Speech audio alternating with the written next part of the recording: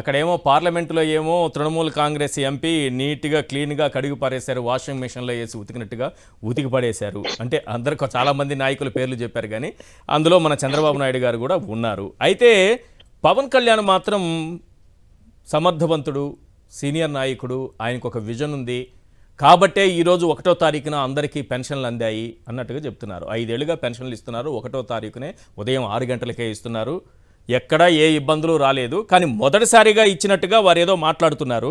అది సరే, పెన్షన్లు సరే, మిగతా అంశాలు కూడా చాలా ఉన్నాయని చెప్పాను కదా నేను. ఇవన్నీ కూడా ఎందుకు ఇవ్వలేదని మనం మాట్లాడుకోవాలి. పవన్ కళ్యాణ్ ఏమన్నారనేది ఒకసారి ప్లే చేయరా ప్లీజ్.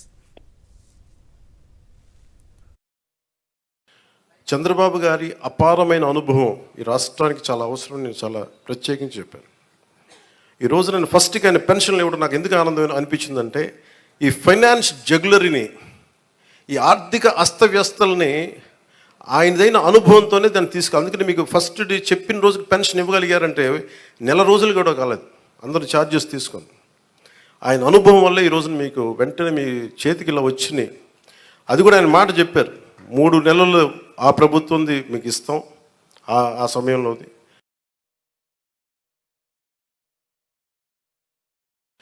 చంద్రబాబు గారి అపారమైన అనుభవం ఈ రాష్ట్రానికి చాలా అవసరం. నేను చాలా ప్రత్యేకించి చెప్పాను.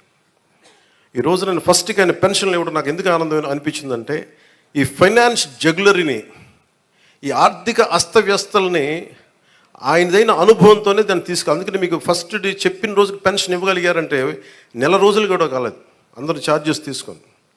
ఆయన అనుభవం వల్ల ఈరోజు మీకు వెంటనే మీ చేతికి ఇలా వచ్చినాయి.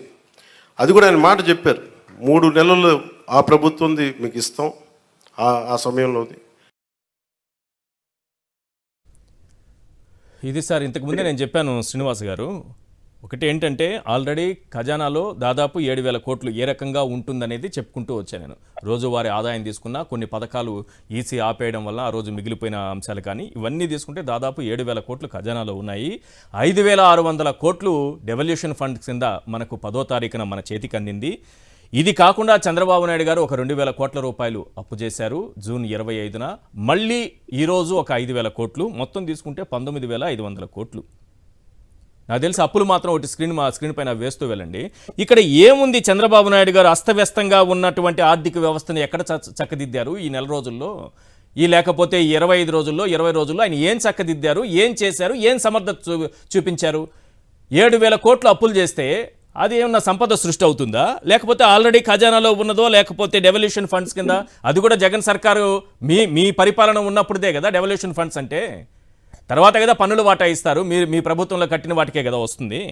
ఇవన్నీ వచ్చిన తర్వాత చంద్రబాబు నాయుడు గారు ఏం చేశారని, ఆర్థిక వ్యవస్థని చక్కదిద్దారు కాబట్టే ఈరోజు మొట్టమొదటిసారిగా ఈ రాష్ట్రం ఏదో పెన్షన్లు ఇంతవరకు ఎవరు పెన్షన్ ముఖమే చూడనట్టు, అవ్వాతాతలకు అసలు పెన్షన్ అంటే ఏంటో తెలియనట్టు, వాళ్ళు జీవితంలో పెన్షన్ అనే మాట విననట్టు, మొదటిసారిగా వీళ్ళే తీసుకొచ్చినట్టు, చంద్రబాబు నాయుడు ఆర్థిక వ్యవస్థను చక్కదిద్దేసినట్టు ఏదేదో చెబుతున్నారు.